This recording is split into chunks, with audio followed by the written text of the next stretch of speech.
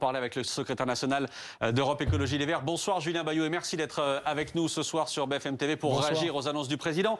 Et d'abord, on en parle avec Philippe Corbet à l'instant. Ça n'est pas forcément un changement dans la règle, mais c'est une surprise d'entendre le président ce soir durcir le ton face aux chômeurs qui ne rechercheraient pas activement un emploi. La menace est plus forte. Il demande à Pôle emploi de sévir plus durement sur ces demandeurs d'emploi-là. Comment vous réagissez, vous, ce soir ? Écoutez, c'est complètement idiot. C'est vraiment le vieux poncif qui voudrait que, en durcissant les conditions d'accès aux allocations, on amènerait les gens à trouver du travail comme par miracle. Il n'y a rien de plus faux. Toutes les études le démontrent. Quand on réduit les allocations chômage, on complique la vie des gens qui ont déjà la tête sous l'eau, tout simplement. Et donc cette réforme, elle est profondément injuste. Vraiment, on va couper des allocations à des familles qui sont déjà dans la difficulté. Et pendant ce temps-là, on a aidé sans contrepartie, sans aucune contrepartie, des personnes qui sont déjà milliardaires. Je caricature pas du tout. On a fait des aides sans contrepartie aux plus riches. C'est la baisse de l'ISF ou la flat tax. Et de la même manière, on a aidé des entreprises sans contrepartie, ni sociale, ni environnementale, ni sur l'égalité salariale. Et donc, on a un président en campagne. Ça a été dit par monsieur Corbet, je le rejoins. Un président en campagne qui nous fait tout un tas de discours de politique générale sans aucune annonce ni aucun débat et qui, finalement, on a l'impression, veut draguer la droite en reprenant, je le dis, cette vieille antienne. Les personnes qui sont au chômage et qui cherchent du travail n'ont pas besoin de stimuli. Mais là-dessus, Julien Bayou, les meilleurs emplois verts, ce sont ceux de la transition écologique. Sur ce point-là, Julien Bayou, on va parler de la transition écologique dans un instant, mais sur ce point-là, Emmanuel Macron dit, en gros, le plein emploi est à portée de main. On y est presque, on va y arriver, mais on a un souci, c'est qu'on a des centaines de milliers d'emplois qui ne sont pas pourvus aujourd'hui. Et donc, il faut faire coïncider ces emplois avec des chômeurs. Là-dessus, vous êtes d'accord ?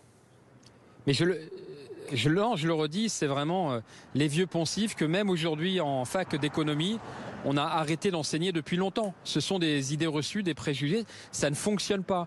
Il y a des secteurs en tension, comme on dit, où il y a des difficultés de recrutement. Et quand vous discutez sérieusement avec les employeurs, ils reconnaissent qu'il y a un peu des aspects de formation. Et il y a aussi des aspects de conditions salariales. Dans l'hôtellerie, pour que les gens puissent rester en place, il faut mieux les payer. Et donc dans ce pays, on a un problème, c'est que le travail, il y a beaucoup de discours, de grands discours sur la valeur travail. La réalité, c'est que pour augmenter les salaires, il n'y a plus personne. Pour payer les gens correctement au-dessus du SMIC, il n'y a plus personne. Philippe Martinez de la CGT le dit régulièrement. Il y a encore des branches, des accords collectifs dans ce pays où les gens sont payés à la base en dessous du SMIC. Et donc, vous ne pouvez pas forcer des gens à aller travailler pour des salaires de misère. Et donc il y a un enjeu de rémunérer dignement, correctement les gens. Et je le redis, systématiquement, Emmanuel Macron s'est opposé aux augmentations du SMIC ou à des contreparties, alors que ce sont vos impôts, mes impôts, qui ont financé ces entreprises sans aucune contrepartie ni sociale ni environnementale. Julien Bayou, sur le nucléaire ce soir, sur le nucléaire, Emmanuel Macron le dit clairement, il souhaite relancer la construction de centrales et de réacteurs en France. Il ne dit pas quand, il ne dit pas combien, mais il veut qu'on emprunte cette voie-là pour atteindre la neutralité carbone d'ici 2050. Qu'est-ce que vous lui répondez ? Là encore, je trouve que c'est parfaitement irresponsable, que c'est une fuite en avant. On a un EPR, un réacteur soi-disant de nouvelle génération, qui est à 19 milliards d'euros. 6 ou 7 fois plus que ce qui était prévu, des délais qui dépassent toutes les bornes. On ne sait même pas, d'après l'autorité de sûreté du nucléaire, si cet EPR, si ce réacteur pourra ouvrir. Qu'on réfléchisse un petit peu à ce que ça veut dire. C'est complètement utopique finalement de dire je vais lancer de nouveaux réacteurs alors que le premier, on ne sait toujours pas si ça peut fonctionner. Et pour quel prix ? Parce qu'aujourd'hui le nucléaire est 2 à 3 fois plus cher que les énergies renouvelables, d'après les chiffres actualisés du cabinet Lazare. Et donc vous voyez qu'il y a vraiment un truc très Pompidou. Ça n'est pas ce que dit très, RTE, très ça n'est pas ce que dit le rapport d'RTE, ça n'est pas du tout ce que dit RTE.